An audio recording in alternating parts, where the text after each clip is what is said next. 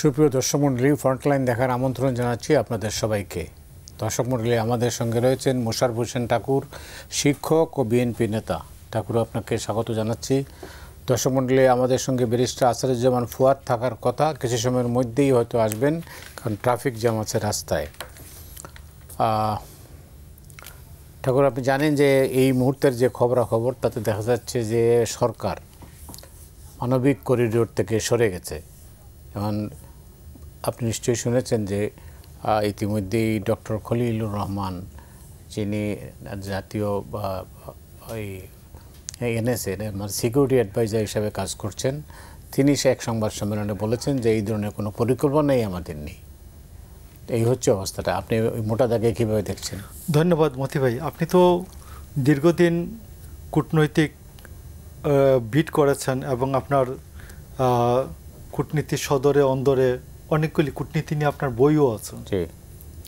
তো সেই ক্ষেত্রে এবং আপনি ফারুক চৌধুরীর দেশ দেশান্তরে দেখেছি। তো এইটা পরে আমরা মোটামুটি আমাদের যেটুকুন রাজনৈতিক কর্মী হিসাবে আমাদের জ্ঞান বুদ্ধি হচ্ছে, এইরকম ব্লান্ডার করিডোর নিয়ে এইরকম ব্লান্ডার মনে হয় এর আগে কোনো রাজনৈতিক সরকার কখনোই করে নাই। রাইট। এবং খলিল সম্বন্ধে আমরা প্রথম থেকে বলছিলাম, খলিল বাংলাদেশি নাগরিক না। বাংলাদেশি নাগরিক হলে তিনি দ্বৈত নাগরিক, এবং দ্বৈত নাগরিক আপনি জানেন যে দ্বৈত নাগরিকরা কোনো অবস্থাতে এমপি হতে পারেন না, মন্ত্রী হতে পারেন না। তো খলিলকে এই দায়িত্বটা দেওয়াটা ডক্টর ইউনূসের যে পজিশন, ডক্টর ইউনূসের পজিশনের সাথে বুদ্ধিমত্তার সাথে যায় না, এবং তিনি এই নিয়োগটাতে ব্লান্ডার করেছেন।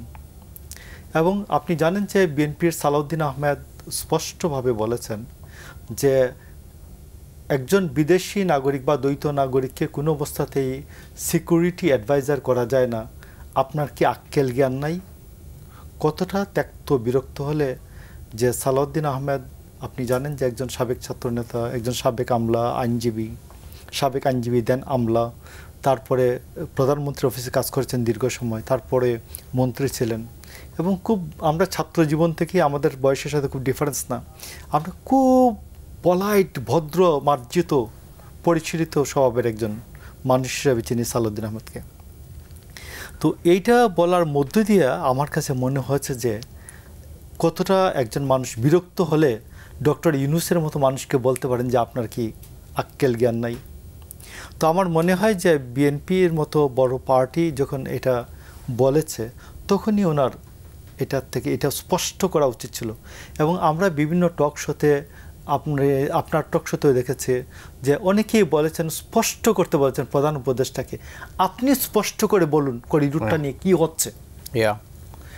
অথচ ঠিক এর উত্তরে ওনার সিকিউরিটি অ্যাডভাইজার দ্বৈত নাগরিক ডক্টর খলিল, যার সম্বন্ধে অন্য অভিযোগও আছে 2001 সালে, তো তিনি বললেন যে আমরা কারোর সাথে কোনো কথা বলার প্রয়োজন মনে করি না, আমরা যেটা প্রয়োজন সেটা করব।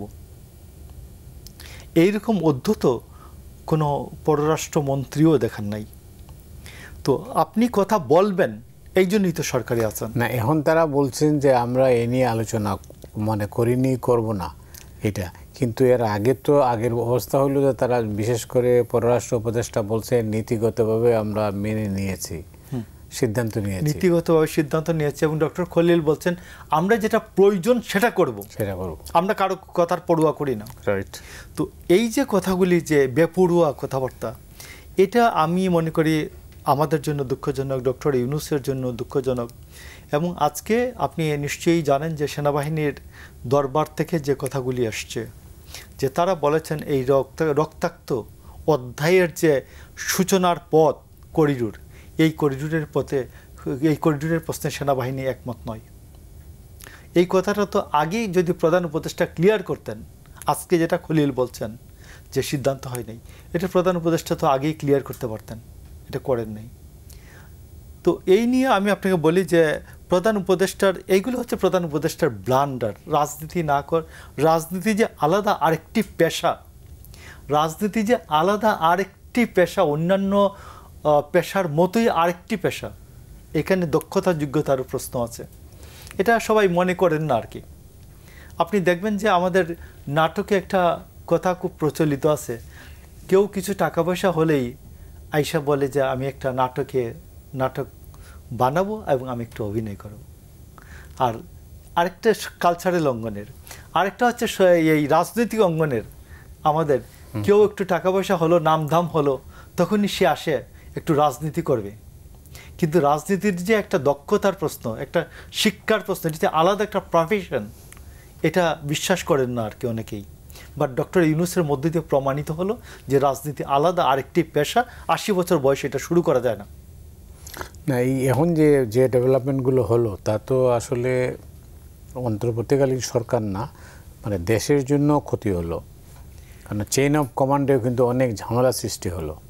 আমি আপনাকে বলি, আমি অনেক আগের থেকে আমি এই জিনিসটা বলছিলাম যে প্রধান উপদেষ্টা আর প্রধানমন্ত্রী এক জিনিস নন। প্রধান উপদেষ্টা এবং প্রধানমন্ত্রী এক জিনিস নন। আপনার নিশ্চয়ই আপনার মনে আছে যে 1996 সালে 17ই মে যে অভ্যুত্থানটি হয়, জেনারেল নাসিম অভ্যুত্থান করেন, এবং অভ্যুত্থান করার পরে আমাদের সিলেটের কৃতি সন্তান ইমামুজ্জামান 9 ডিভিশনের জিওসি, তিনি রাষ্ট্রপতির পক্ষ অবলম্বন করেন, এবং রাষ্ট্রপতির পক্ষ নেওয়ার পরে জেনারেল নাসিমকে আব্দুর রহমান বিশ্বাস বরখাস্ত করেন। সেখানে হাবিবুর রহমান শেলির কোনো প্রকার পরামর্শ গ্রহণ করেন নাই। এবং ওটা একটা ইনস্ট্যান্স যে তত্ত্বাবধায়ক সরকারের সময় যে প্রধান উপদেষ্টা ছিলেন তিনি প্রধানমন্ত্রীর অনুরূপ নন, এবং প্রধানমন্ত্রীর অনুরূপ নন। তত্ত্বাবধায়ক সরকার যে এই বেসটা, সাংবিধানিক বেসটা, ঠিক এইরকম বেসটা কিন্তু এই সরকারের না।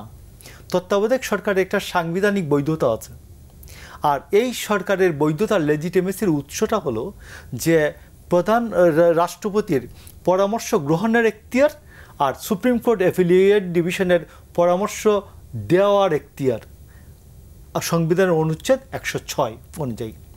তো রাষ্ট্রপতি বলেছেন যে সরকারবিহীন অবস্থায় রাষ্ট্র এবং সরকার কিভাবে চলতে পারে তিনি পরামর্শ চেয়েছেন। সুপ্রিম কোর্ট পরামর্শ দিয়ে বলেছেন যে আপনি রাষ্ট্রের সরকার এই সময়ে সরকারবিহীন অবস্থায় আপনি একটি উপদেষ্টা পরিষদের মাধ্যমে সরকার নির্বাহী কার্য পরিচালনা করতে পারেন। এদের লেজিটিমেসির উৎসটা হলো এইটুকুন। তাইলে আজকে ডক্টর ইউনূস যে কাজগুলি করছেন, এই কাজগুলির মধ্য দিয়ে এটা কি নির্বাহী কাজ বোঝায়? এটা নির্বাহী কাজ না, এটা নির্বাহী কাজের বাইরে অনেক বেশি কিছু। এবং আমি আপনাকে বলি যে আমরা আরও 6 মাস আগে বলছিলাম যে রাজনৈতিক দলগুলিকে কনফিডেন্সে না নিয়ে, রাজনৈতিক দলগুলিকে আস্থায় না নিয়ে কোনো সংস্কার প্রচেষ্টা সফল হবে না। এটি নিয়ে আমাদের সিলেটি বোন বলেছেন যে ওই অ্যাডভাইজার রিজওয়ানা হাসান, তিনি বলেছেন রাজনৈতিক দলগুলি যদি সব করে থাকতে পারতো তাহলে আমাদের তো এখানে আসার প্রয়োজন ছিল না। তো আমি আপনাকে বলি যে কথাটা সত্য যে রাজনৈতিক দলগুলিকে নিয়েই কাজটা করতে হবে আপনাকে। এর চেয়ে বড় সামাজিক সংগঠন আর নাই। এবং আমাদের সংবিধানের আপনি এই মুহূর্তে 152 বা 53 পুরাটা হচ্ছে কি ব্যাখ্যা। সেখানে রাজনৈতিক দল সম্বন্ধে বলা হয়েছে যে রাজনৈতিক দল এমন একটি অধিসংস্থা যে যার মাধ্যমে জনগণ তার রাজনৈতিক মতাদর্শ চর্চা করে এবং বাস্তবায়ন করে। তো সেই ক্ষেত্রে রাজনৈতিক সংগঠনটাই হচ্ছে সবচেয়ে বড় সামাজিক সংগঠন, যেটার মধ্য দিয়ে জনগণের রাজনৈতিক মতামত প্রতিফলিত হয়। তো আজকে আমি মনে করি যে আপনি অবশ্যই এটা আমরা স্বীকার করব যে তত্ত্বাবধায়ক এই সরকারের জন্য, অন্তর্বর্তীকালীন সরকারের জন্য, আমাদের সবার জন্য একটি দুর্ভাগ্যজনক দিন যে সেনাবাহিনী প্রধান তারা স্পষ্ট করে বলেছেন যে এটা তারা মানেন না। এবং আরেকটি কথা আজকে আপনি জানেন, আমি আপনার দর্শক শ্রোতাকে জানাতে চাই, আপনি দেখবেন যে ডক্টর খলিল এবং তাদের যে বট বাহিনী, আপনি বিভিন্ন আমরা যে আলোচনা করছি দেখবেন যে নিচে লাইনে গিয়ে ফেসবুকে যদি প্রচারিত হয়ে থাকে আমাদেরকে খুব গালাগালি করা হচ্ছে।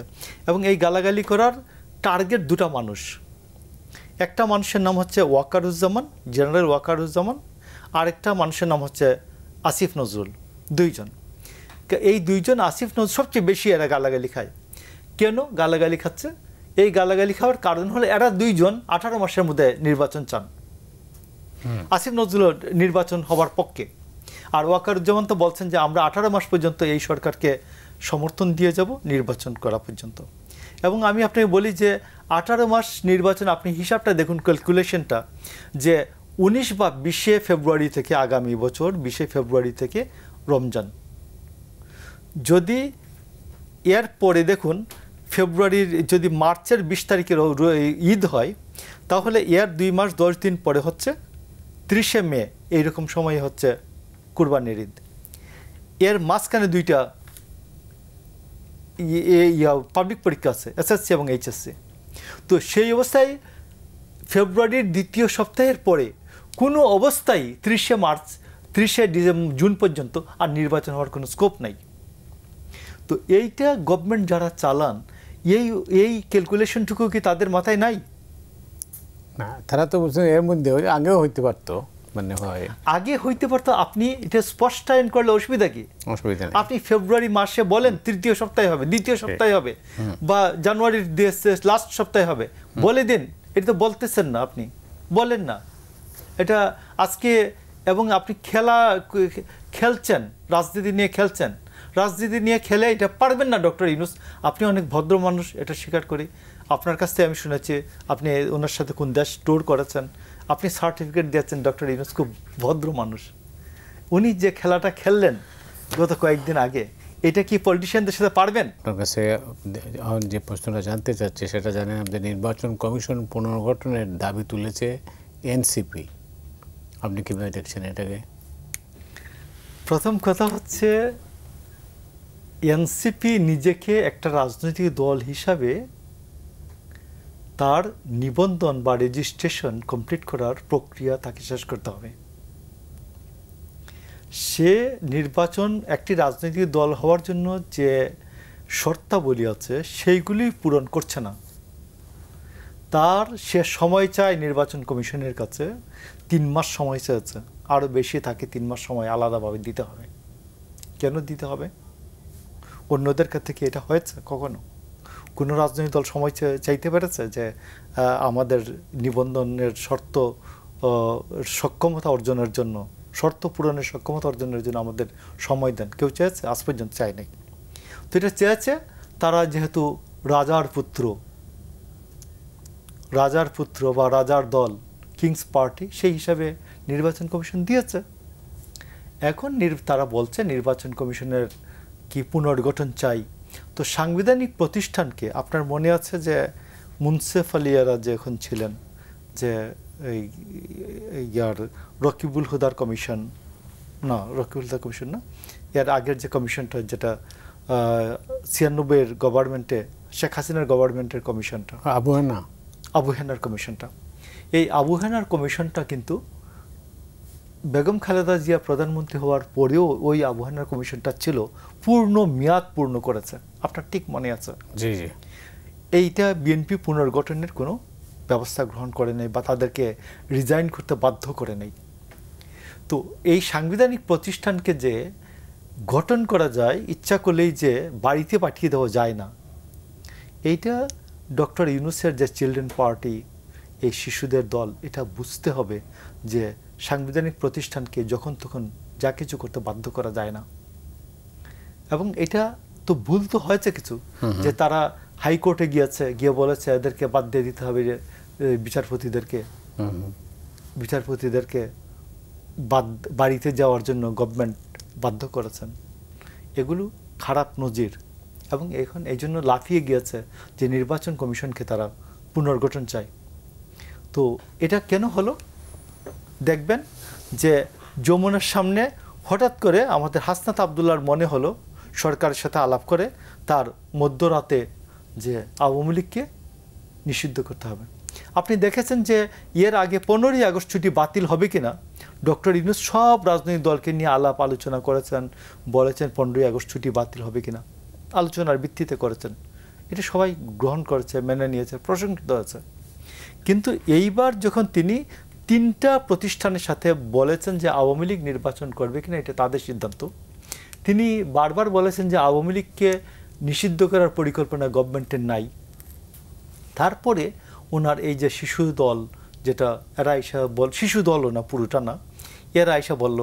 তারপরে দেখা যায় লোক হয়েছে 250, তারপরে লোক দেখা যায় যে ডাকলেন জামাতের একটা অংশকে, তারপর লোক দেখা যায় অল্প একটু হলো, তারপর হেফাজতকে ডাকলেন, তারপরে যখন লোকজন হচ্ছে না পাঠিয়ে দিলেন শাহবাগ। এরপরের দিন তিনি কি করলেন, এটা 10 তারিখে উনি আওয়ামী লীগকে নিষিদ্ধ ঘোষণা করে দেন, কারোর সাথে আলাপ আলোচনা ছাড়া। আপনি দেখেছেন যে দেশে যে পরিস্থিতিটা, আওয়ামী লীগকে সামাল দেওয়ার জন্য বিএনপি যদি মাঠে ঠিক অ্যাক্টিভ না থাকে তাহলে পরিস্থিতিটা কি হবে। এটি তো ঐক্যমতের ভিত্তিতে করা উচিত ছিল। বিএনপি, আমি আপনাকে বলি, বিএনপি একটা ঘটনায় পড়েছে, সেটা হচ্ছে একটা সিলেটি প্রবাদী বলি যে বললে মায়ের খায়, মা মায়ের খায়, আর না বললে বাবা হারাম খায়। এটা আমি বলি অনেকের কাছে যে পরিষ্কার করার জন্য। এক ক্ষুব্ধ কৃষক ছিলেন, প্রতিদিন এসে গুস্ত ভাত খেতে চাইতেন। তো একদিন তার স্ত্রী, ঘরে কিছু নাই, বিড়াল জবাই করে কৃষককে খাবার দিয়ে দিছে। তো ছেলে পাশ থেকে বলতেছে বললে মায়ের খায়, না বললে বাবা হারাম খায়।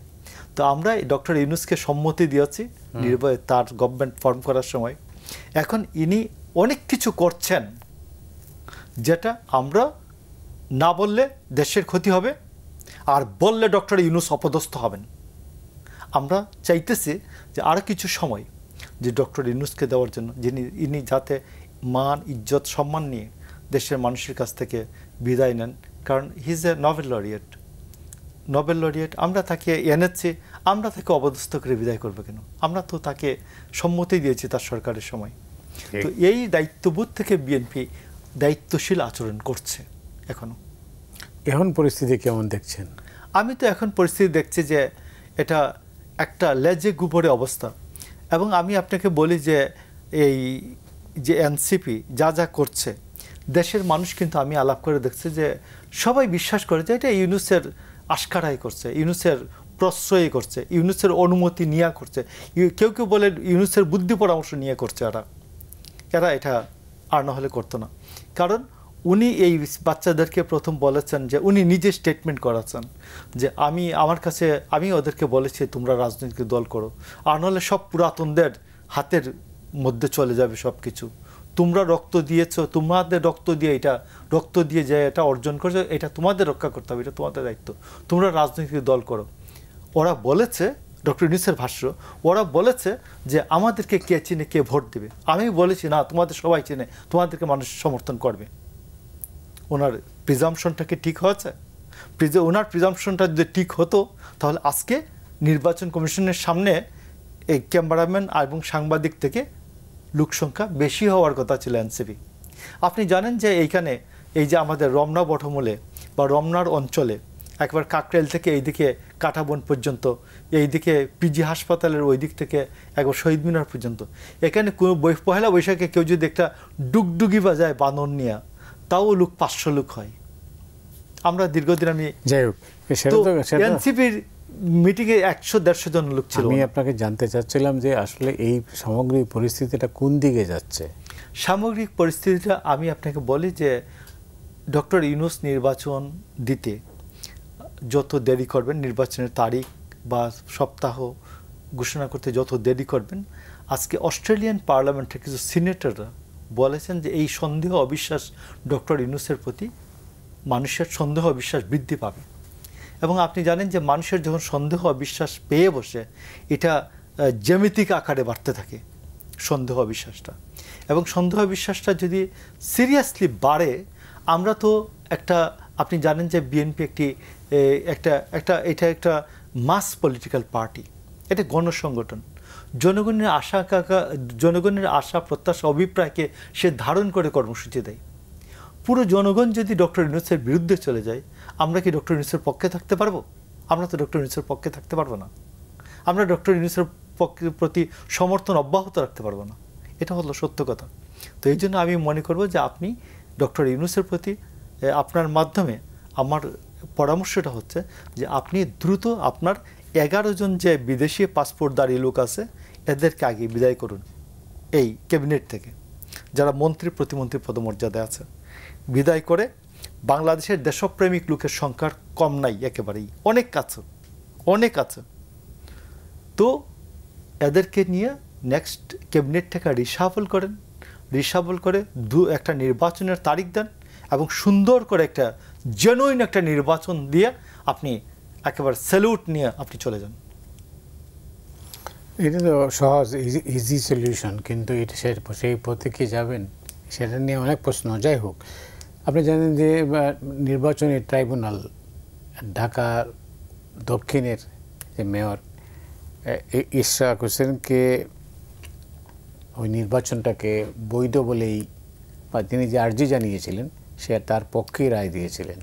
তো তারপর থেকে তো এটা নিয়ে অনেক ঘটনা ঘটছে। আপনি জানেন প্রতিদিনই সভা সমাবেশ হচ্ছে, রাস্তা অবরোধ হচ্ছে, ভোগান্তি হচ্ছে, কত কিছু হচ্ছে, কিন্তু ওই এনসিপি বলছে যে না, এটা কোনো অবস্থাতেই ট্রাইব্যুনালের জাজমেন্ট মানা যাবে না, কারণ এটা এক পেশে এবং কি নির্বাচন কমিশনকেও তারা দোষারোপ করছেন।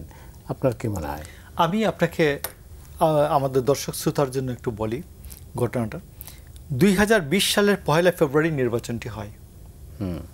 নির্বাচনটি হওয়ার পরে, গ্যাজেট হওয়ার পরে ইশরাক হোসেন তিনি ট্রাইব্যুনালে মামলা দায়ের করেন যে নির্বাচনে কারচুপি করে, জালিয়াতি করে তাকে হারিয়ে দেওয়া হয়েছে।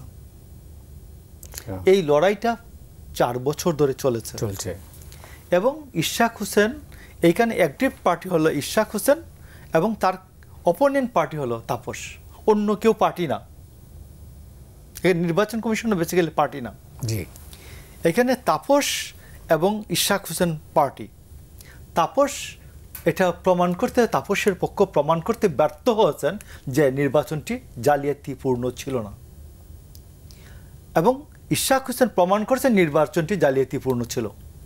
তো ইশরাক হোসেন যখন প্রমাণ করেছেন তখন কোর্ট তাকে রায় দিয়েছে যে এই গেজেটটা বাতিল। তাপসকে মেয়র ডিক্লেয়ার করে যে গেজেটটা হয়েছে সেই গেজেটটা বাতিল। 1, 2 নম্বর, তাপসের যে পদে তিনি মেয়র পদে ছিলেন সেই পদটা বাতিল। সেই জায়গায় স্থলাভিষিক্ত হবেন মেয়র ইশরাক হোসেন, মেয়র হিসেবে স্থলাভিষিক্ত হবেন এবং গ্যাজেট করা হবে। এবং স্থানীয় সরকার নির্বাচন কমিশনের প্রতি কোর্ট আদেশ করেন যে নির্বাচন এই রায় ঘোষণার এতদিনের মধ্যে তাকে গ্যাজেট করতে হবে, এবং তার লাস্ট দিবসে গ্যাজেট প্রকাশ করেন। এবং গ্যাজেট প্রকাশের দিন থেকে তাকে একটা সময়ের মধ্যে স্থানীয় সরকার মন্ত্রণালয়ে তাকে শপথ পড়ানোর কথা। আমি আজকে ঢাকাবাসী বা দেশবাসীর যে কোনো একজন ব্যক্তিকে আমি উদ্দেশ্য করে বলতে চাই, আপনি যদি কোর্টের এইরকম একটা রায় পেতেন এই পদের জন্য যে এই নির্বাচনটি জালিয়াতিপূর্ণ ছিল এবং হারিয়ে দেওয়া হয়েছিল, এবং আজকে কোর্ট রায় দেওয়ার পরে আপনাকে যদি বসতে না দিত সরকার, তাহলে ওই ব্যক্তিটি কি করতেন? ঢাকাবাসীর যে অধিকার, এটি হচ্ছে ঢাকাবাসীর অধিকার হচ্ছে যে মেয়র ইশরাককে তারা নির্বাচিত করেছিল। কোর্ট বলেছে যে ঢাকাবাসী মেয়র ইশরাককে মেয়র নির্বাচিত করেছিল। জালিয়াতি করে ওই সময়ের সরকার তাকে মেয়র পদে বসতে দেয় নাই। এটা কোর্ট রায় দিয়েছে। কোর্ট রায় দিয়েছে পরে আমি তো মনে করি এটা তার প্রপার্টি, ইশরাক হোসেনের রাইট, এটা ঢাকাবাসীর রাইট, যারা ভোটার, ইশরাকের যারা ভোটার তাদের রাইট মেয়র ইশরাককে মেয়র হিসেবে দেখতে পাওয়াটা তাদের রাইট। তো আজকে জনগণের এই অধিকারের প্রতি যে বৃদ্ধাঙ্গুলি প্রদর্শন করছে এই একটা অস্থায়ী সরকার, এই সরকারটা তো পারে না করতে। সে আদালতের রায় মানবে না, সে জনগণের অধিকার মানবে না, আর সে বলবে আমি গণ অভ্যুত্থানের সরকার, গণ অভ্যুত্থানের কর্মী, তাকে যেন কোনো কিছু অপদস্থ না করা হয়, বলা হয় না হয়।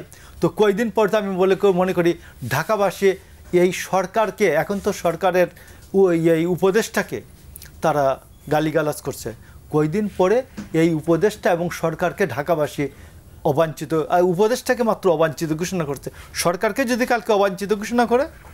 আমরা আলোচনা করছিলাম মানবিক করিডোর নিয়ে।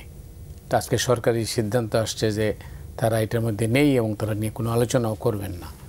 তো এই নিয়ে আমরা কথা বলছিলাম, তো এটা আপনার বক্তব্যটা আমার জানা হয়নি, আপনি কিভাবে দেখছেন এটাকে? ধন্যবাদ। প্রথম কথা হচ্ছে যে এই ডিসকোর্সটা হচ্ছে যেটা চলছে গত 1-2 সপ্তাহ থেকে, it's a Indian led discourse.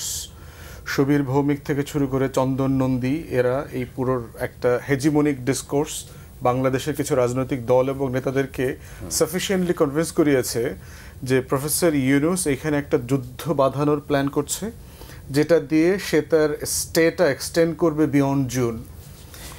এবং এটার ব্যাকগ্রাউন্ডটা কি দেখেন, যে গত বছর উনি যখন জেনারেল অ্যাসেম্বলিতে গেলেন জাতিসংঘে, তখন কিন্তু উনি রোহিঙ্গাদের বিষয়টা কিন্তু ইন্টারন্যাশনাল ফোরামে তুলেছেন।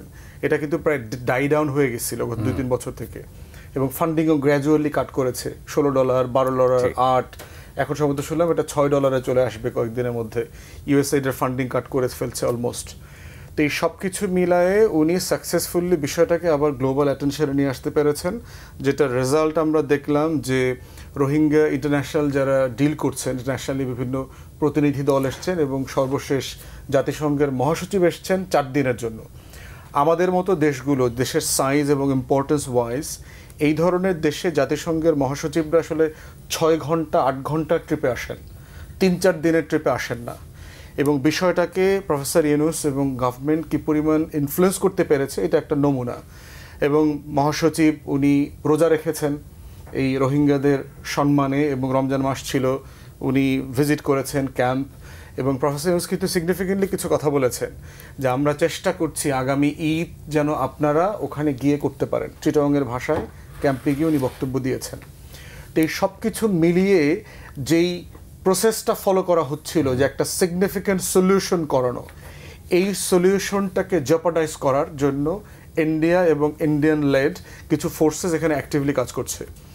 যে জিনিসটা বুঝে দেখেন, corridor it's a defective word. Corridor কীভাবে হয়?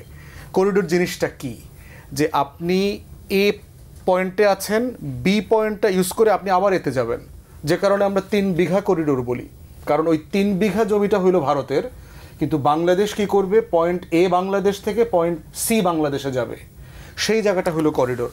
এখানে করিডোরের প্রশ্ন থেকে আসে, যেটা ফরেন সেক্রেটারি বলেছে যে কেয়ারটেকার ইন্টারিম অ্যাডমিনিস্ট্রেশনে একটা ডিসিশন হয়েছে, যদি কোনো কারণে একটা মানবিক বন্দোবস্তের দরকার হয় তাহলে বাংলাদেশ সরকার জাতিসংঘকে সেই মানবিক সহায়তাটা করবে বলে একটা নীতিগত সিদ্ধান্ত হয়েছে। আর কিছুই এখানে হয়নি, কোনো formatted discussion, what shall be the terms of reference, কি যাবে কি যাবে না, কে নেবে না, এরকম লট অফ ডিসকাশনস ইনভলভ এরকম একটা সিচুয়েশনে। এবং প্রফেসর ইউনূস সাহেবকে সন্দেহ করা যে 84 বছর বয়সে বাংলাদেশটাকে একটা ব্যাটলফিল্ডে পৌঁছায় দেওয়া, একটা চায়না এবং আমেরিকার প্রক্সি ওয়ার খেলবে এখানে, এইটা there is no reason to believe.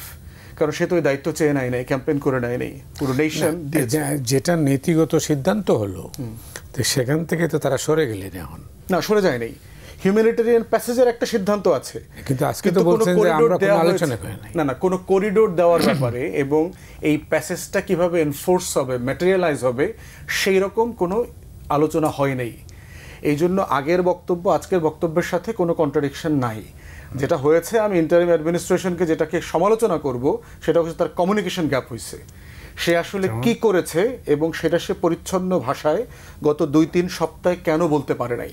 এবং দেখেন, এই আলোচনার সাথে জাতীয় নিরাপত্তা উপদেষ্টাকে ইনভলভ করে ফেলেছে, তার ডুয়েল সিটিজেনশিপ, এবং কেন একটা বিদেশি নাগরিকের কাছে আমাদের সেনাবাহিনী রিপোর্ট করবে, এই ধরনের একটা বিতর্ক করে দেখেন টোটাল একটা ইন্ডিয়ান সাবোটিয়ার্স এখানে কাজ করেছে। কোনো প্রয়োজন ছিল না তো, absolutely, because it's national interest. Rohingya ইস্যুতে একটা ন্যাশনাল ইন্টারেস্ট, আমার সফরেনিটির সাথে জড়িত, আমার জাতীয় নিরাপত্তার সাথে। কিন্তু এই চ্যানেলটা করতে গেলে তো আপনাকে রাখাইনে যে অথরিটি থাকুক তাদের সাথে কথা বলতে হবে, তো তাদের সাথে তো কোনো ডায়ালগ হয়নি, কথা হয়নি, কোনো কনভারসেশন আগায় নাই তো। তাইলে কি করে এটা কিছু হয় নাই তো? এই জন্য তো বলছি যে আপনাকে একটা পুরো গসিপ আইটেম ছড়িয়ে দিয়েছে সরকারের উপরে, এবং সেটার সাথে রাজনৈতিক দল এবং নেতারা ইনভলভ হয়ে যেটা করেছে, আমার ন্যাশনাল ইন্টারেস্টকে ক্ষতিগ্রস্ত করেছে। এইরকম একটা ঘটনাতে ডিসকাশনটা ইনডোরে হওয়া দরকার ছিল, যে ফ্রন্টলাইনের প্রেজেন্টার একটা কাজ করছে, এই ধরনের কাজটা আমি ফ্রন্টে করব না, আমি আপনাকে পার্সোনালি ফোন দিব, দেখা করব। কিন্তু বলেন নাই তো, ওনারা তো কোনো রাজনৈতিক দলের সঙ্গে এটা নিয়ে আলোচনা করেন নাই। দেখা তো করতে পারে, যে কোনো পলিটিক্যাল পার্টি যদি ফিল করে যে এটা আমার ন্যাশনাল ইন্টারেস্টের বিষয়, আমি গিয়ে দেখা তো করতে পারি। দেখা করার পর তারাও তো ফিল করেন নাই। না, তারা তো কিছু করে নাই। ইনফ্যাক্ট আমার ধারণা যে এই কাজটা যদি আরেকটু আগায় তখন আপনার আলোচনার প্রশ্ন আসতে পারে। কিন্তু একটা নীতিগত সিদ্ধান্ত, এবং নীতিগত সিদ্ধান্তটা কিভাবে, এখানে কিন্তু আপনার জিনিসপত্র, হিউম্যানিটেরিয়ান এইড যে জিনিসগুলা, খাদ্য, বস্ত্র, ওষুধ, এই যে বিষয়গুলো। এবং আপনি জানবেন অ্যাজ এ জার্নালিস্ট এই জিনিসগুলো অলরেডি এখান থেকে ওখানে যাওয়া আসা করে, এই ব্ল্যাক মার্কেটিং এখানে চলছে, ওখানে যাচ্ছে জিনিসপত্র, ওষুধ, ইয়াবা বাংলাদেশে ঢুকতেছে, হাজার হাজার কোটি টাকার জিনিস ঢুকতেছে। তাহলে আপনি কি বৈধ করে ড্রাগ মার্কেটটা বন্ধ করবেন, না আপনি আসলে অবৈধ চোরাচালানটা জারি রাখবেন? এই হিউম্যানিটেরিয়ান প্রসেসের কিন্তু একটা ইকোনমি আছে, কারণ এখানে লক্ষ লক্ষ মানুষ আছে দুই পাশে। এত সহজ ইকুয়েশন কি এটা? মানে আমি এর থেকে বিয়ন্ডে ভাবার মতো কোনো জায়গা এখানে দেখতে পাচ্ছি না। আচ্ছা, যে আর আপনি দেখেন যুদ্ধ করবে কি আমেরিকা? করবে তো। ট্রাম্প অ্যাডমিনিস্ট্রেশন কি আসলে প্রো ওয়ার টাইপের লোক? ট্রাম্প অ্যাডমিনিস্ট্রেশনের যদি ন্যূনতম এখানে প্রক্সি ওয়ার খেলার আগ্রহ থাকতো, সে কি ইউএস এইডের ফান্ডিং কাট করতো? ইউএস এইড বন্ধ করতো? ইউএস এইড দিয়েই তো এই যুদ্ধগুলো হয় সারা দুনিয়াতে, আপনিও জানেন, আমরাও জানি। এইডের নামে, বেসামরিক সাহায্যের নামেই পরবর্তীতে এই করিডোরগুলোকে সামরিকীকরণ করা হয়। অলরেডি আপনি দেখতে পাচ্ছেন যে ইউক্রেনকে কী পরিমাণ সে প্রেশার দিচ্ছে রাশিয়ার টার্মসে চুক্তি করে যুদ্ধ থেকে উইথড্র করে চলে আসতে। ট্রাম্প কিন্তু বিজনেসম্যান, সে কিন্তু যুদ্ধ টাইপের লোক না। অতএব টোটাল তার ফরেন পলিসি অবজেক্টিভ এবং ফোকাস যদি দেখেন, প্রক্সি ওয়ার খেলবার মতো ইন্টারেস্ট, পলিসি কোনো জিনিসই আমি এই অ্যাডমিনিস্ট্রেশনের মধ্যে দেখতে পাচ্ছি না। তাহলে আপনি সন্দেহ করবেন কোন ভিত্তিতে, কোন জায়গাটাতে? তো সেইটাতে আমার কাছে মনে হয়েছে যে এই ধরনের একটা ন্যাশনাল ইন্টারেস্ট, একটা সফরেনিটি ইস্যুকে পলিটিসাইজ করাটা, এটা খুবই দুঃখজনক হয়েছে দেশের জন্য। আমরা যে একটা বৃহত্তর মানে কাজ করতে চাই, রিপ্যাট্রিয়েশনের কাজটা, প্রত্যাবর্তনের কাজটা, এবং আপনি জানেন এই ধরনের ডিসকাশন ওপেন হয় না, এগুলো বিভিন্ন পার্টির সাথে আপনার ক্লোজ ডোর কনভারসেশন করতে হয়। ফার ক্রেবল দেখেন, আর্জেন্টিনা 30-40 বছর যুদ্ধ করেছে, নরওয়েতে 6 বছর ধরে আপনার গোপন মিটিং করেছে, অসলোতে মিটিং করে করে যখন একটা ম্যাচিওর জায়গাতে আসে তখন এগুলোকে পাবলিক করা হয়, যদি lot of issues have been resolved. এখানে যেটা হয়েছে, শুরুতে ইন্ডিয়ান মানে যে স্যাবোটিয়ার্স আছে, এই স্যাবোটিয়ারদের পাল্লায় পড়ে টোটাল রিপ্যাট্রিয়েশন মানে প্রসেসটাকেই তারা ক্ষতিগ্রস্ত করেছে, এবারে দেশের জন্য মোটেই ভালো হয়নি। বাট এখনও বিলাইটেডলি যেটা বলবো সেটা হচ্ছে সরকারকে ধন্যবাদ। 2 সপ্তাহ পরে হইলো, 3 সপ্তাহ পরে হইলো, তারা আজকে প্রেস কনফারেন্স করেছেন এবং জিনিসটা পরিষ্কার করেছেন, যেটা আরও আগেই ওনাদের করা উচিত ছিল বলে মনে করি। অনেক ধন্যবাদ। আপনার কি ঠাকুর, আপনার এই প্রসঙ্গে কিছু বলার আছে? না, এই প্রসঙ্গে বলার হচ্ছে যে গভর্নমেন্টকে নিয়ে মানুষের সন্দেহ, যে বললেন যে 1,80,000 মানুষ কোথায় যাবে, ঈদ করবে গিয়ে ফেরত যাবে। আসলো 1,20,000-30,000, 1,13,000 কার্ড দিয়েছে নতুন করে, বাবাসনের জন্য কার্ড দিয়েছেন। তো এইখানে গভর্নমেন্টের যে কথা আর কাজে যে মিল নাই, এটাকে মানুষ বুঝে।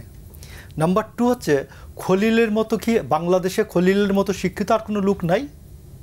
খলিলের মতো ইংরেজি বলতে পারে আর কোনো লোক নাই দ্বৈত নাগরিক ছাড়া? উনি দ্বৈত নাগরিক ছাড়া আর কোনো লোক খুঁজে পান না? 11 জন ওনার ক্যাবিনেটে বিদেশি লোক থাকতে হবে, দ্বৈত নাগরিক থাকতে হবে কেন? এত বিদেশিদের প্রতি এত পীড়িত কেন? এত পীড়িত তো ভালো না, মানুষ এটা সন্দেহের চোখে দেখছে এই জন্য। আর ইরাক, লিবিয়া, সিরিয়া, সর্বশেষ ইউক্রেন, সমস্ত মানবিক করিডোরগুলোই শেষ পর্যন্ত এটার সামরিকীকরণ হয়েছে, এটার সামরিক অবস্থা দিয়ে শেষ হয়েছে। তো এই জন্য বাংলাদেশের মানুষ মনে করে করিডোর বা প্যাসেজ, এইটা হিউম্যানিটেরিয়ান প্যাসেজ হোক আর যাই হোক, এই প্যাসেজটার শেষ পরিণতি হচ্ছে এটা একটা সামরিক পরিস্থিতি তৈরি করা। আর মানুষ এখন বিশ্বাস করে যে ডক্টর ইউনূস যেহেতু কোনো অবস্থাতেই উনি ডেট ডিক্লেয়ার করার পক্ষে না, তো উনি একটা ওয়ার খেলা, নির্বাচনের কথা বলছেন, নির্বাচনের ডেট ডিক্লেয়ার করার পক্ষে না, কোনো অবস্থাতেই ওনার মুখ থেকে নির্বাচন শব্দটি বের করা যায় না, তখন মানুষ এটা বিশ্বাস করতে বাধ্য হচ্ছে যে উনি ক্ষমতায় থাকতে চান। এই ক্ষমতায় থাকার কতগুলো পথ কি? পথ হলো, একটা হচ্ছে ওনার যে চিলড্রেন পার্টি, এটা দিয়ে এইটা হালে পানি পাচ্ছে না, এইটাকে দিয়ে কখনো আওয়ামী লীগ নিষিদ্ধ করার কাজ করাচ্ছেন, এইটা ঠিকমতো ডিল হচ্ছে না, কখনো এটাকে নির্বাচন কমিশন ঘেরাওয়ে পাঠাচ্ছেন, এইটা দিয়ে ঠিকমতো কাজ করছে না। এখন এই কাজগুলির পরে সর্বশেষ কাজটা কি ওনার হাতে? ক্ষমতা প্রলম্বিত করার পথ কি? পথ হচ্ছে একটা প্রক্সি ওয়ার পরিস্থিতি তৈরি করা। এইটা মানুষ মনে করে। ফুয়াদ ভাই আর আমি যদি একই মত হইতাম, আমরা দুইজন তো একই দল করতাম, উনি বিএনপি করতাম অথবা আমি ওনার পার্টি করতাম, তো এবি পার্টি করতাম। তো আমরা দুইজন ভিন্ন মত আছি, এই জন্য আমরা দুইটা ভিন্ন আলোচনা ফ্লোট করব, জনগণ যেটা মনে করে এটা পছন্দ করে নেবে। দেখা যাক, বলবেন কিছু এটাতে? মানে এই ন্যারেটিভটাকে আমি বলছি ইন্ডিয়ান ন্যারেটিভ, এটাই হলো সুবীর ভৌমিকরা এবং স্যাডলি চন্দন নন্দীরা বলছে। প্রশ্ন হচ্ছে যে আপনি মানে আমার ন্যাশনাল ইন্টারেস্টের জায়গা থেকে আমাকে ইন্ডিপেন্ডেন্টলি কথা বলতে হবে, আমার ইস্যুস থাকলে আমাকে আলাদা করে বলতে হবে। আমি বারবার বলবো যে এটা জিনিসটা কি, আপনি এটা পরিষ্কার করেন, কিন্তু এটাকে প্রক্সি ওয়ার খেলতেছে, প্রফেসর ইউনূস ডিলে করবে, এই জায়গাটা আমার মনে হয় যে এটা আমাদের কারোর জন্য হেল্পফুল না। দ্বিতীয় হচ্ছে professor doctor Khalilur Rahman dual citizen না, আমি পার্সোনালি আগে থেকে জানি এটা। দ্বিতীয়ত আজকের ব্রিফিংয়ে উনি কনফার্ম করেছেন উনি বহু বছর আমেরিকাতে থাকেন, কিন্তু উনি সিটিজেন না। প্রশ্ন হচ্ছে সিটিজেন হইলে সমস্যা কি? বাংলাদেশের ইমিগ্রেশন আইন, সিটিজেনশিপ অ্যাক্ট অন্য দেশের নাগরিকত্ব নেওয়াকে অ্যালাউ করেছে। বাংলাদেশের আইনে বলে দেওয়া নাই যে অন্য দেশের ডুয়েল সিটিজেনশিপ নিলে, পৃথিবীর অনেক দেশে আছে যে আপনার ওন নাগরিকত্ব থাকবে না, এই কথাটা বলা নাই, বলে দেওয়া আছে তারা নিতে পারবে। তো যে জিনিসটা বাংলাদেশের আইনে সিদ্ধ, যে জিনিসটা আমার 70 লক্ষ 80 লক্ষ 1 কোটি প্রবাসী মানুষ যদি কারো ইউরোপিয়ান আমেরিকান নাগরিক হওয়ার সুযোগ থাকে, সমস্যাটা কোথায়? সে কি বাংলাদেশে টাকা পাঠাইলে বাংলাদেশ সরকার বলে কিনা ভাই তুমি তো দ্বৈত নাগরিক, তোমার রেমিটেন্সের টাকা আমি নিব না? একজন ডুয়েল বাংলাদেশি নাগরিক যদি বাংলাদেশে প্লট কিনতে চায়, ফ্ল্যাট কিনতে চায়, তাকে কি আমরা কেনাবেচা করতে বাধা দিব কিনা? সে যদি বাংলাদেশে এফডিআই নিয়ে আসতে চায়, বাংলাদেশের তো হাজার হাজার আপনার মানে মাল্টিমিলিয়নিয়াররা আছে ইউরোপ আমেরিকাতে, তারা যদি বিজনেস করতে চায় আমরা কি বলবো যে তুমি যেহেতু ডুয়েল সিটিজেন তুমি এই দেশে ইনভেস্ট করতে পারবে না? বাংলাদেশের হাজার হাজার বিজ্ঞানী আছে পৃথিবীর বিভিন্ন মানে প্রমিনেন্ট ইউনিভার্সিটিতে গবেষণায় তারা কাজ করছে, আপনার তো অ্যাক্টিভলি এনকারেজ করা দরকার। বাংলাদেশকে ডেভেলপ করবার জন্য আমারও এক্সপার্টদেরকে দরকার। এখন প্রশ্ন হচ্ছে আপনি একটা কাগজের উপরে ভিত্তি করে তার দেশপ্রেমকে প্রশ্ন করা, তাহলে প্রশ্ন করতে হবে গত 16 বছর ধরে বাংলাদেশকে যারা লুটেপুটে খাইছে এরা কি সব লাল পাসপোর্টধারী মানুষ ছিলেন? এদের ভিতর কি সবুজ পাসপোর্টধারী মানুষ ছিলেন না? বাকশাল বাংলাদেশে কারা কায়েম করেছিল? কারা বাংলাদেশে 800 আয়নাঘর বানাইছে?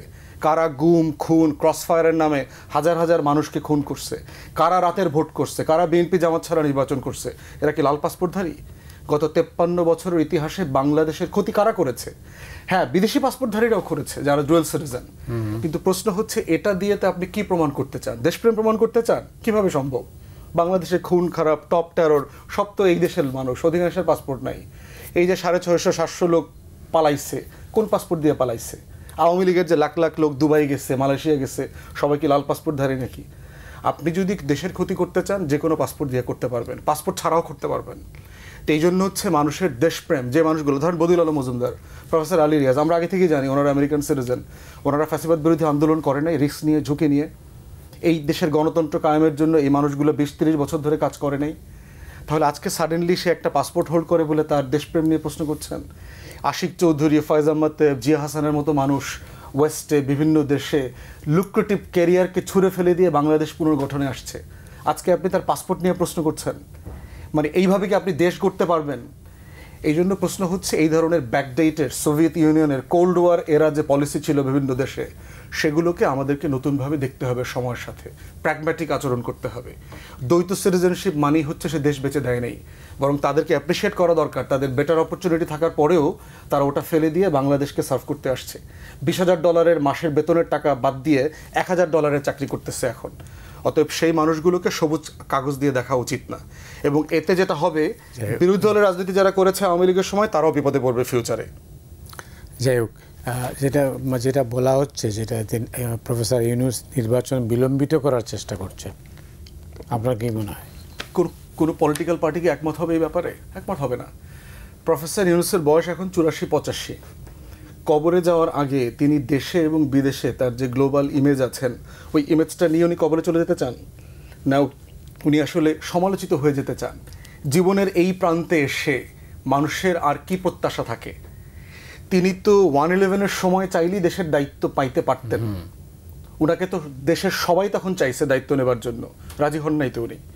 তাহলে প্রশ্ন হচ্ছে যে, এবং এই লোকটা তো এইবারও হইতে চায় নাই, তাকে তো ফ্রান্স থেকে সবাই মিলে রিকোয়েস্ট করে হাত পা ধরে নিয়ে আসছে। তো এখন এই বাস্তবতায় তাকে সন্দেহ করবার আমার জায়গাটা কোথায়? এবং আমেরিকার মতো চিন্তা করেন, আমেরিকার মতো একটা দেশ যদি বাংলাদেশে পলিসি ইন্টারফেয়ারেন্স করতে চায়, কোন দলকে দিয়ে সে করতে পারবে না? সে যে কোনো ইসলামিক দলকে বসায়ও এখানে করতে পারবে। সেটা এত পাওয়ারফুল স্টেট, সে যদি এখানে পলিসি লেভেল ইন্টারফেয়ার করতে চায়, আওয়ামী লীগকে ফিরায় আইনাও সে করতে পারবে, ডিল করতে পারবে সে। তার এই লেভেলের স্টেট ক্যাপাসিটি আছে। তাইলে রোডম্যাপটা দিচ্ছেন না কেন? রোডম্যাপ তো দিয়ে দিয়েছে, কই ডিসেম্বরের মধ্যে থেকে জুনের ভিতর নির্বাচন হবে। অবস্থাটা তো খুবই পরিষ্কার। ইলেকশন কমিশন থেকে শুরু করে টোটাল ফোর্সকে তিনি বলে দিয়েছেন যে নির্বাচন ডিসেম্বরে হবে, এটা রেখে প্রস্তুতি নেবার জন্য প্রস্তুতি নিচ্ছে। মানে আপনি একটা জিনিস দেবার পরে, বলবার পরে প্রতি মিনিট সেকেন্ডে যদি আপডেট চান, সেটা তো মানে ন্যায্য না আর কি। তো এই জন্য হচ্ছে যে আমি এখন পর্যন্ত উপদেষ্টাদের সাথে কথা বলে ইন্টারনালি এক্সটার্নালি ন্যূনতম সন্দেহ করবার মতো কোনো উপকরণ পাই নাই। বরং সবাই মানে ডেড অ্যাগেনস্ট যে যত তাড়াতাড়ি সম্ভব নির্বাচন দিয়ে চলে যাবে। তারাও বিরক্ত, মানে যারা দেশকে সার্ভ করতে আসছেন তারাও যথেষ্ট বিরক্ত এখন রাজনৈতিক দলগুলোর উপরে। অতএব সেই জায়গাতে এখনও সন্দেহ করবার মতো কিছু পাচ্ছি না আমরা। যদি জুনের পরে চলে যায় কোনো কারণে, জুনে নির্বাচন করতে হলে তো আপনাকে মার্চে ডিক্লেয়ার করতে হবে। তো মার্চের 30 তারিখে তো আপনি বুঝবেন যে নির্বাচন জুনে হচ্ছে না, সব পলিটিক্যাল পার্টি একসাথে হয়ে যাবে। তো প্রফেসর ইউনূস তো এটা সামাল দিতে পারবে না। সকল পলিটিক্যাল পার্টি যখন এক হয়ে যাবে যে আপনি তো এটা ওয়াদা দেন নাই, আপনি তো এটা কথা রাখেন নাই। এবং এনসিপিও কিন্তু বলছে না যে তারা জুনের পরে নির্বাচন নিতে চায়, এই কথা কেউ বলে নাই তো। কারণ প্রফেসর ইউনূসের বক্তব্য স্টুডেন্ট অ্যাডভাইজাররা সবাই একমত এটা মেনে নিয়েছে। ধন্যবাদ। কি আমি আপনাকে বলি যে 3টা কথা এখানে। একটা হচ্ছে চোর যদি বলে, আজকে যদি ইন্ডিয়া বলে চুরি করা মহাপাপ, আমি নিশ্চয়ই বলবো না ইন্ডিয়ান ন্যারেটিভের সাথে আমার বক্তৃতা মিলে যাবে, এই জন্য বলবো না যে না না চুরি করা মহাপাপ না, চুরি করা মহাপুণ্যের কাজ, এটা তো বলতে পারি না। আমার ন্যারেটিভের সাথে ইন্ডিয়ান ন্যারেটিভ মিলবে কিনা এটা ইন্ডিয়ার ব্যাপার, আমার ন্যারেটিভ আমার। নাম্বার 2 হচ্ছে 1/11-এর সময় ডক্টর ইউনূস বড় করে নিতে চেয়েছিলেন, ছোটোটা না বড়টা নিতে চেয়েছিলেন, 1.5 বছরেরটা না 5 বছরেরটা নিতে চেয়েছিলেন। ফ্রড করেছিলেন যে ওনার নাগরিক শক্তি বিনাশ, বাংলাদেশ নাগরিক শক্তি, ওটা ফেল করেছে। এরপরে উনি ওখান থেকে ব্যাক করেছেন, এটা জানতে হবে। নাম্বার 3 হচ্ছে যে 1/11 গেল। আরেকটা হচ্ছে যে আপনার 18 ফেব্রুয়ারির পরে 30 জুনের মধ্যে, 18 ফেব্রুয়ারি থেকে 30 জুন পর্যন্ত নির্বাচন হওয়ার কোনো স্কোপই নাই। 19 বা 20 ফেব্রুয়ারি থেকে রমজান, মার্চ পর্যন্ত, তারপরে এসএসসি পরীক্ষা, এইচএসসি পরীক্ষা, তারপরে 30 মে কুরবানির ঈদ। আপনাকে এই সময়টার মধ্যে 18 ফেব্রুয়ারির পরে 30 জুন পর্যন্ত নির্বাচন হওয়ার কোনো সম্ভাবনা নাই। তারপরে আপনার বলেন আশিক চৌধুরী কে বলছে $1000 চাকরি করতে সেখানে? বাংলাদেশের বহু এইখানে বাংলাদেশে বিনিয়োগ বুঝে সব কিছু বুঝে 50 বছরের রাজনীতি মুখস্থ আছে, বহু লোক আছে, কোনো দল করে না, এইরকম বহু লোক আছে। ওরা আসতে বলছে কে? যে এই যে মহা একটা কি প্রেজেন্টেশন দিয়েছে, 1 টাকা দেশি বিদেশি বিনিয়োগ আসছে আগামী 6 মাস পর্যন্ত, আগামী 30 জুন পর্যন্ত দেখবেন কোনো 1 টাকা আসবে না। কারণ এই একটা অস্থায়ী সরকারের জন্য কেউ একটা পানের দোকানও দিবে না। এইটা হলো বাস্তবতা, এটা এসি রুমের বাইরের বাস্তবতা। তো এই জন্য আমি আপনাকে বলছি যে রাজনীতি ডক্টর ইউনূস কি চান না চান, ওনার সাথে আমি আপনাকে বলি ওনার যে বয়স, অন্যান্য যে ওনার যে সংস্কৃতি, ওনার যে সব কথাবার্তা, সফট কথাবার্তা, এগুলির সাথে ওনার যে অ্যাক্টিভিটিস, চর্চা, প্র্যাকটিস, এগুলো মিলছে না। আমি আপনাকে বলছি এই যে বাচ্চাদেরকে দিয়ে পার্টি করানো, এটা উনার ভাবমূর্তির সাথে যাচ্ছে না। তো এই উনার বাচ্চাদেরকে নামাইয়া আওয়ামী লীগকে এই নিষিদ্ধ করা উনার ভাবমূর্তির সাথে যাচ্ছে না। তো উনি যেটা সবাইকে ডাকলে হাজির হচ্ছে, এবং উনি যে এটা নষ্ট করেছেন, যে সম্ভাবনাটা নষ্ট করেছেন, বাংলাদেশে আগামী 100 বছর এই সম্ভাবনা আর পাবে কিনা জানি না। উনি বয়সে সবার চেয়ে সিনিয়র, পড়াশোনায় সিনিয়র, এবং রাষ্ট্রের একবারে সর্বোচ্চ দায়িত্বে আছেন, সরকার সর্বোচ্চ নির্বাহী প্রধানের দায়িত্বে আছেন। উনি যে কোনো কাউকে ডাকলেই তার ডাকে কেউ যাইতে কারো সমস্যা নাই, কারো ভাবমূর্তির সমস্যা নাই, কারো ব্যক্তিত্বের সমস্যা নাই। উনি একেবারেই বিটিভির 2টা চ্যানেলকে নিয়ে বলতে পারতেন এই পাশে পার্টি বসবে, এই পার্টে ডেমোক্রেটিক এক্সপার্টরা বসে আপনার পার্টির অ্যারেঞ্জমেন্ট কি, ফান্ডিং অ্যারেঞ্জমেন্ট কি, ম্যানেজমেন্ট কি, আপনার ডেমোক্রেটাইজেশনের ব্যবস্থা কি, গণতন্ত্রের পার্টির অভ্যন্তর গণতন্ত্রের চর্চা কি, এইগুলো আলোচনা করে বিভিন্ন রাজনৈতিক দলকে উনি রীতিমতো একটা নতুন বন্দোবস্তে এনে দিয়ে যেতে পারতেন। উনি 9 মাসে এটার কিছুই করেন নাই, জিরো করেন নাই। অনেক ধন্যবাদ। ফুয়াদ, আপনার জন্য 4 মিনিট আছে এবং শেষ করে দেবো এই অনুষ্ঠান 4 মিনিটের মধ্যেই। প্রথম কথা হচ্ছে যে বিনিয়োগ সম্মেলনটা ব্যাপারটা এরকম না যে আমি একটা ইনভেস্টমেন্ট সামিট করলাম, সবাই বস্তা বস্তা অনেকগুলো টাকা নিয়ে আসছে, এখানে এসে 3 দিন খাওয়াইলাম, পড়াইলাম, ঘুরাইলাম, তো টাকাগুলো বাংলাদেশে রেখে যাবে। সারা দুনিয়াতে যে ট্রেড ফেয়ার হয়, বিজনেস ইনভেস্টমেন্ট সামিট হয়, এটার মানে হচ্ছে যে একটা দেশের ভাবমূর্তি তুলে ধরা অ্যাজ এ কান্ট্রি, যে এইটা ইনভেস্টমেন্টের জন্য সুইটেবল দেশ কিনা, এখানে যে ক্রেডিট স্কোরিংগুলো করা লাগে সেটা ইনভেস্টমেন্ট ফ্রেন্ডলি জায়গাতে পড়ে কিনা। এফডিআই অলমোস্ট 0 হয়ে গেছিল বাংলাদেশে গত 16 বছরে। আওয়ামী লীগের আমলে লুটপাটের কিছু টাকা পাচার হয়েছে, ওগুলো আবার বিভিন্ন ব্যবসায়ীরা, ব্যক্তিরা আপনার নিজেদের নামে হোয়াইট করে 10% 15% করে এফডিআই করে অনেকে এনেছেন। সেই জায়গাতে ইনভেস্টমেন্ট সামিট থেকে এটা দাবি করা হয় নাই যে এটা করার সাথে সাথে শত শত কোটি টাকা ইনভেস্ট হবে।